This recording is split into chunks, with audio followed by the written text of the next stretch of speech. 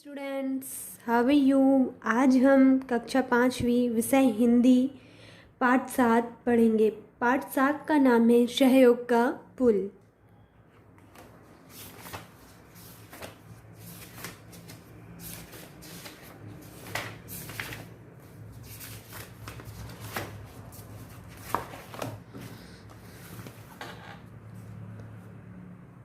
हमारे कक्षा 5वीं विषय हिंदी के 1 से लेकर 6 पाठ हो चुके हैं।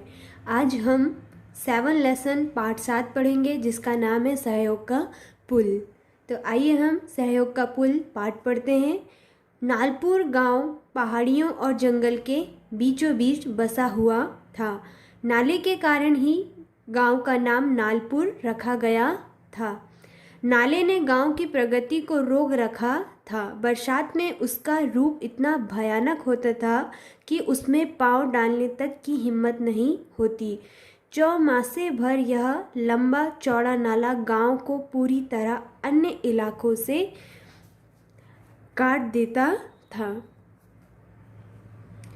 नालपुर गांव पहाड़ियों और जंगलों के बीचों बीच बसा हुआ था। नालपुर एक गांव है, गांव का नाम है जो पहाड़ियों और जंगलों के बीचों बीच बसा हुआ था। नाले के कारण ही गांव का नाम नालपुर रखा गया था। नाले के कारण ही इस गांव का नाम क्या रखा गया था? नालपुर।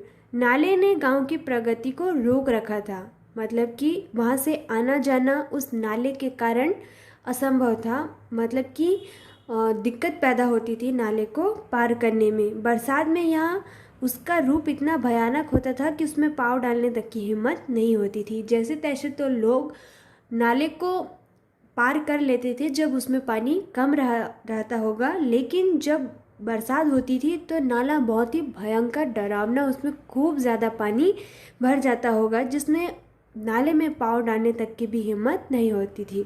चौमासे भर यह लंबा चौड़ा नाला गांव को पूरी तरह अन्य इलाकों से काट देता था। चौमासे मतलब 4 महीनों तक इस नाले में बहुत ज़्यादा पानी भरे रहता था, जिसके कारण लोग उस नाला को पार करके दूसरे इलाकों तक नहीं जा पाते थे। 4 महीने नालपुर गांव के निवासी बाहरी दुनिया से एकदम अलग हो जाया करते थे। जब बरसात के 4 महीने वो लोग दूसरे इलाकों से बिल्कुल बेरुख हो जाते थे। जब चौमासे में कोई गंभीर बीमारी का शिकार होता, किसी महिला की तबीयत बिगड़ जाती, तब बड़ी परेशानी होती थी, क्योंकि नाला तो पार कर नहीं सकते थे, क्योंकि चौमासे मतलब 4 महीने पानी से खूब ज़्यादा वह नाला भरा रहता था। ऐसे मौके पर जब मरीज को अस्पताल पहुंचाना बहुत ज़रूरी होता था, तब सामने बहता हुआ नाला नालपुर के ग्रामवासियों को साक्षात यमदूत की तरह लगता था। कभी कभी डोंगा या कश्ती डालकर पार उतरने की कोशिश भी की गई, पर तेज बहाव ने अच्छे डोंगों को डुबो दिया। लच्छू काका से पूछ कर देखिए तो वे फौरन बकता किसान का किस्सा सुना देंगे, जिसे बरसात में सांप ने काटा था और नाले ने अस्पताल तक नहीं पहुंचने दिया। देखते ही देखते बेचारे के प्राण पखेरु उड़ गए। नालपुर की आबादी बस्ती कहलाने लायक ही थी। गांव में घास फूस की छत एवं कुछ कच्चे पक्के मकान थे। बिजली पानी की सुविधा आखिर यहाँ कैसे आ पाती? कुल मिलाकर गांव बहुत छोटा था। यहाँ पर सबकी अपनी अपनी डपली और अपना अपना राग वाली बात थी। तब गांव के विकास की बात कौन सोचे? बरसात में गांव का नाला भले ही अभिशाप बन जाए, लेकिन गांव में कुओं की कमी के कारण लोग अपनी प्यास बुझाने के लिए इसी नाले के जल का उपयोग करते थे। गांव के बच्चे और मवेशी गर्मी में एक साथ जलपान का आनंद लेते। यही कारण था कि गांव में बीमारी और नाले के बीच एक गहरा रिश्ता बना हुआ था। पीलिया, पेचिस, हैजा, खुजली आदि बीमारियां नाले के गंदे पानी के द्वारा गांव-गांव में घर-घर पहुंच जाती थी। नालपुर गांव में कुएं की कमी थी, जिससे लोगों को पानी की असुविधा होती थी, तो वो लोग अपनी प्यास इसी नाले के पानी को पीकर बिताते थे। नाले के पानी में कई तरह के कीड़े मकोड़े होते रहे होंगे, जिसकी वजह से उन्हें पीलिया, पैचिस, हैजा, खुजली आदि बीमारियां होती थी और यह एक घर से दूसरे घर पहुंच जाती थी। अस्पताल गांव से दूर था। बरसात में गांव किसी द्वीप की तरह नाले के शिकंजे में फंस जाता था।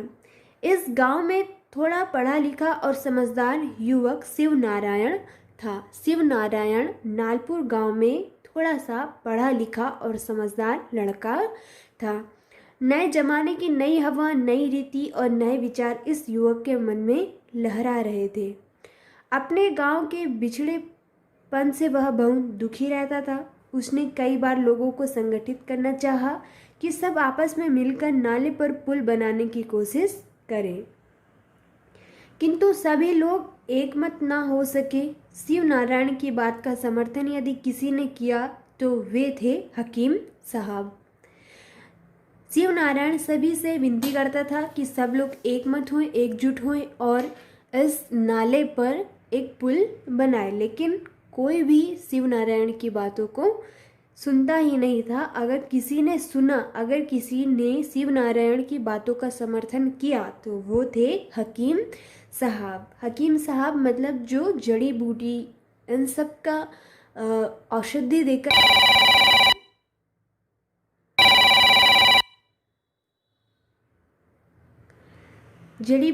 देकर जो इलाज करते हैं वे होते हैं हकीम साहब। ग्रामवासी हकीम साहब का बहुत सम्मान करते थे। हकीम साहब का ग्रामवासी, गांव में रहने वाले लोग बहुत सम्मान करते थे। वे उनकी छोटी मोटी बीमारियों का इलाज कर दिया करते थे। हकीम साहब अगर गांव में किसी को भी छोटी मोटी बीमारी है तो हकीम साहब उनका इलाज अपनी दवाइयों के जरिए कर देते थे। वे गांव वालों के लिए डूबते को तिनके का सहारा थे। हकीम साहब गांव वालों के लिए डूबते को तिनके का सहारा थे। इस बरसात में नाला उफान पर था। इस बरसात में, अब की बार की बरसात में नाला उफान पे था, मतलब नाले में इस बार सबसे ज़्यादा पानी भरा हुआ था। हर साल से ज़्यादा इस साल नाले पर पानी था। गांव 2 माह से बाहरी दुनिया से कटा हुआ था। इस घटना से सारे गांव वाले दहल गए। रात में वृद्ध हकीम साहब को दिल का दौरा पड़ा। रात में वृद्ध बूढ़े हकीम साहब को दिल का दौरा पड़ा। उनकी बेहोशी और बिगड़ती हालात देखकर सारे गांव वाले एकत्र हो गए। हकीम साहब की बेहोशी और बहुत ज़्यादा बिगड़ती हालात को देखकर सारे लोग इकट्ठा हो गए। जैसे तैसे रात कटी। सभी चाहते थे कि हकीम साहब को अस्पताल ले जाए या कस्बे से डॉक्टर को ले आए, लेकिन उनके चाहने से क्या होता। उफनता नाला सामने जो था। 1-2 साहसी युवकों ने नाला पार करने की कोशिश की, लेकिन तेज बहाव में उनको लेने के देने पड़ गए। कुछ लड़कों ने नाला पार करने की कोशिश की, लेकिन उन्हें लेने के देने पड़ गए। इसी बीच हकीम साहब इलाज के अभाव में चल बसे। मतलब कि हकीम साहब का इलाज नहीं हो सका, ना नाले के उस पार से हॉस्पिटल से किसी डॉक्टर को लाया गया, ना ही हकीम साहब को हॉस्पिटल ले जाया गया। इस कारण उनकी मृत्यु हो गई। इस घटना से शिव नारायण सबसे ज़्यादा दुखी हुआ। हकीम साहब की मृत्यु से सबसे ज़्यादा दुख शिव नारायण को हुआ। आखिर वह बोल ही पड़ा, अगर आप लोग समय रहते मेरी बात मान लेते तो यह नौबत ना आती। उसी समय सभी गांव वालों ने कसम खाई कि अपने श्रमदान से नाले पर पुल बनाने की कोशिश करेंगे। गर्मी में जब नाले का पानी कम था, गांव वाले संगठित होकर पुल बनाने में जुट गए। गांव का हर व्यक्ति अपने अपने साधन लिए हुए पुल बनाने को तैयार था। यह बात जब जिला अधिकारियों तक पहुंची तो उन्होंने गांव वालों का उत्साह देकर शासन की ओर से तकनीकी और आर्थिक सहायता प्रदान की। इससे ग्रामवासियों का उत्साह और बढ़ गया। महिला पुरुष सभी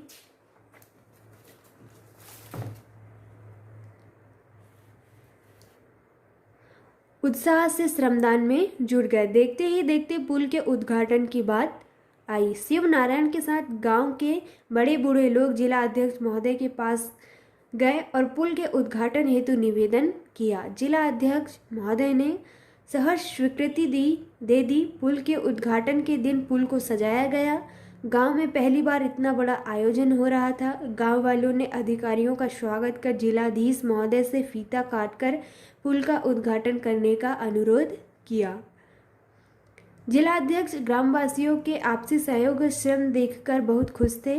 उन्होंने कहा, पुल का उद्घाटन मैं नहीं, आप लोग स्वयं करेंगे। उन्होंने गांव के 2 बुजुर्ग, 2 युवा और 2 महिलाओं को बुलाकर उन सभी को संयुक्त रूप से पुल का उद्घाटन करने को कहा। गांव के 6 प्रतिनिधियों ने एक साथ फीता काटकर पुल का उद्घाटन किया। अपने संबोधन में जिलाध्यक्ष ने कहा, इसका उद्घाटन मैंने आप लोगों से ही करवाया क्योंकि यह आपके सहयोग से बना हुआ था। इसमें आपका श्रमदान लगा है। गांधी जी भी तो यही कहा करते थे कि आपसी सहयोग और स्वावलंबन से हम बड़ी से बड़ी कठिनाइयों को दूर कर सकते हैं। सहयोग का पुल अब नालपुर की तरक्की के द्वार खोलेगा। तो ग्रामवासी सभी एकत्र हुए और सभी ने पुल बनाने की कसम खाई और उन्होंने सब लोग एकजुट होकर एकत्र होकर उन्होंने नालपुर गांव में नाला का निर्माण किया। फिर उन्होंने जिलाध्यक्ष महोदय के पास जाकर पुल के उद्घाटन का निवेदन किया। पुल को उस दिन बहुत ज़्यादा सजाया गया और उस गांव में पहली बार इतना बड़ा पुल उद्घाटन का आयोजन हो रहा था।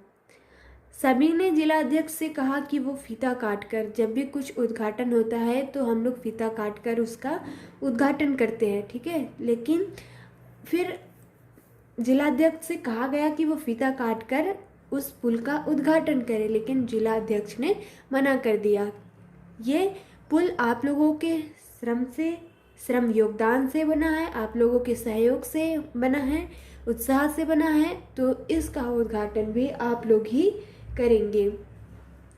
फिर जिलाध्यक्ष ने 2 बुजुर्ग, 2 युवा और 2 महिलाओं को सामने बुलाया और उनसे फीता कटवाकर पुल का उद्घाटन किया। ठीक है, तो ये हमारा कक्षा 5वें विषय हिंदी का पाठ 7 था, जिसको लिखने वाले हैं महेश सक्सेना। तो इस लेसन को किसने लिखा है? महेश सक्सेना ने। पुल और पाठ का नाम है सहयोग का पुल। उसके बाद आप लोगों का होमवर्क है कि आप लोग अपनी कॉपी में इस लेसन के क्वेश्चन के आंसर साफ और सुथरी राइटिंग में करेंगे, ठीक है। तो सबसे पहले आप अपनी हिंदी कॉपी कक्षा 5वीं की ऊपर पे पाठ का नाम, पाठ का नंबर और पाठ को लिखने वाले का नाम अवश्य लिखें। उसके बाद है शब्दार्थ। आप लोगों को पता है कि सबसे पहले हम लोग मीनिंग शब्दार्थ करते हैं। शब्दार्थ दिया हुआ है। प्रगति मतलब क्या होता है? उन्नति। चौमासे मतलब होता है बरसात के 4 महीने, ठीक है। प्राण पखेरु उड़ना मतलब मृत्यु होना। मवेशी मतलब होता है पशु। दहलना डर से कांपना। खेतीहर खेती करने वाला। खेती करने वाला को क्या बोलते हैं? खेतीहर। संगठित मतलब होता है इकट्ठा होना। उद्घाटन मतलब शुभारंभ, इंग्लिश में ऑर्गेनाइजेशन। बुजुर्ग बड़े बूढ़े लोग। बड़े बूढ़े लोगों को बुजुर्ग वृद्ध कहा जाता है। कश्ती मतलब होता है नाव। कश्ती मतलब नाव। स्वावलंबन अपने ऊपर भरोसा करना, अपने पैर ऊपर खड़ा होना, ठीक है। उसके बाद दिया हुआ है कहानी से खोज कर लिखिए, मैच द कॉलम, सही जोड़ी बनाना है। पहला है नाला तेज गति से, आंसर क्या होगा बताइए। नाला तेज गति से बहता था। डॉक्टर एवं वैद्य क्या करते हैं, इलाज करते हैं। गांव वालों ने मिलकर क्या बनाया था, पुल। बरसात में बीमारियां फैलती हैं, तो ये आप लोगों का मैच द कॉलम बन जाएगा। ठीक है, उसके बाद आएगा अपना रिक्त स्थानों की पूर्ति कीजिए। गांव के पास खालिस्तान बहता था, क्या बहता था बताइए, अभी हमने लेसन पढ़े हैं। गांव के पास नाला बहता था। ग्रामवासी खालिस्तान का बहुत सम्मान करते थे। ग्रामवासी किसका सम्मान करते थे, ग्रामवासी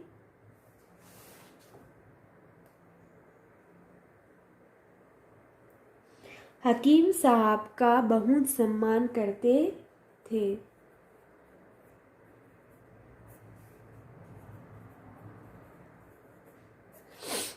समझ में आ रहे हैं आंसर।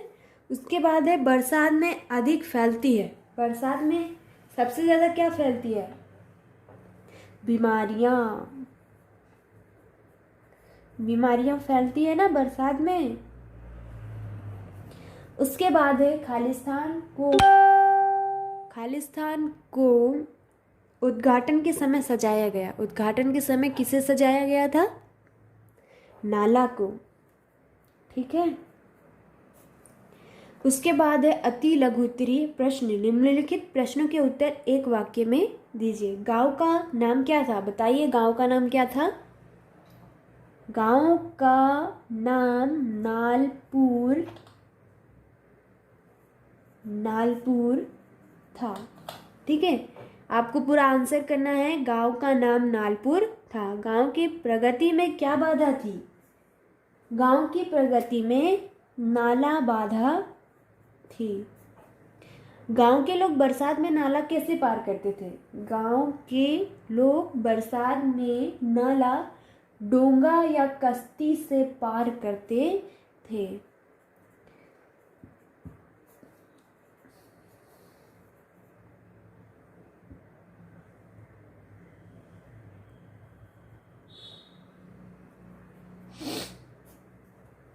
डोंगा या कश्ती से पार करते थे। गांव का पुल किस प्रकार बना बताइए, गांव का पुल किस प्रकार बना, गांव का पुल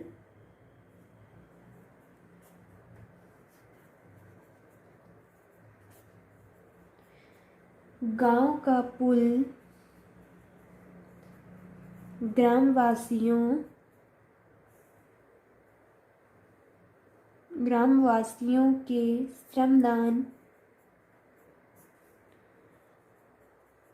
श्रमदान और सहयोग से बना। इसीलिए पाठ का नाम क्या रखा गया है, सहयोग का पुल। ठीक है, तो आंसर क्या हो गया, गांव का पुल ग्रामवासियों के श्रमदान और सहयोग से बना। उसके बाद थर्ड क्वेश्चन है लघु उत्तरीय प्रश्न। निम्नलिखित प्रश्नों के उत्तर 3 से 5 वाक्यों में लिखिए। पहला क्वेश्चन है गंदे पानी से कौन कौन सी बीमारियां फैलती हैं, बताइए गंदे पानी से कौन कौन सी बीमारियां फैलती हैं। सेकंड क्वेश्चन है ग्रामवासियों को बरसात में किन किन मुसीबतों का सामना करना पड़ा। तो इस थर्ड क्वेश्चन लघु उत्तरीय प्रश्न के आंसर इस कॉपी में लिखे हुए हैं। ठीक है, गंदे पानी से कौन कौन सी बीमारियां फैलती है, गंदे पानी से पीलिया, पैचिस, हैजा, खुजली आदि बीमारियां फैलती है। ग्रामवासियों को बरसात में किन मुसीबतों का सामना करना पड़ता है, इसका भी आंसर दिया है। जिला अध्यक्ष ने पुल का उद्घाटन ग्राम प्रतिनिधियों से क्यों करवाया, गांव वाले किस घटना से प्रभावित होकर एकजुट हुए।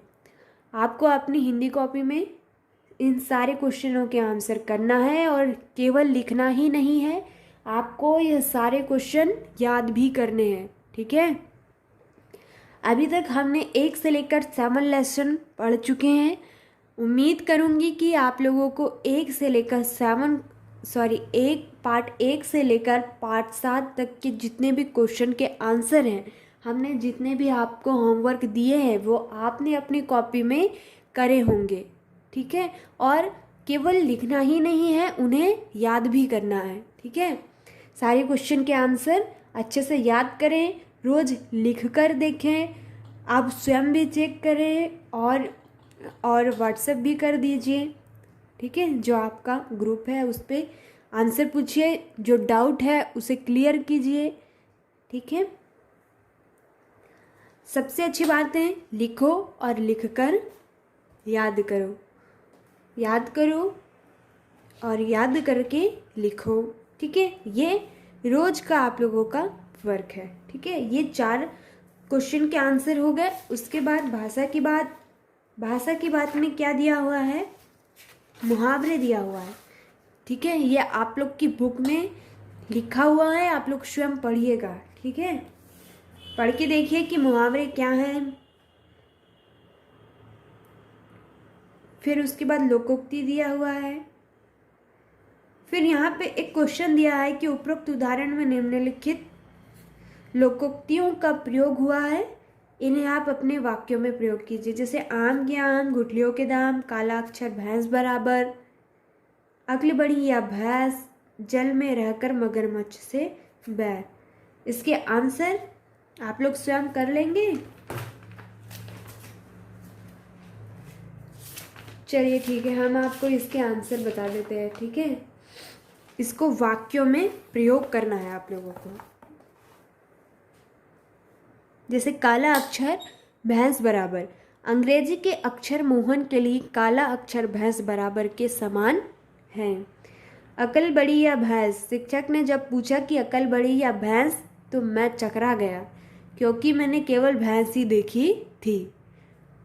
तो उसे समझ नहीं आ रहा था कि अकल बड़ी है या भैंस, ठीक है।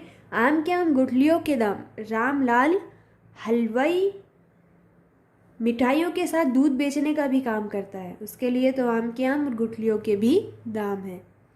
जल में रहकर मगरमच्छ से बैर, ऑफिस में रहकर अधिकारी बात ना मानना जल में रहकर मगरमच्छ से बैर के समान होगा। अधिकारी की बात, यहाँ पे क्या आएगा की, ठीक है। अधिकारी की बात ना मानना जल में रहकर मगरमच्छ से बैर के समान होगा, ठीक है। इसे भी आप लोगों को करना है।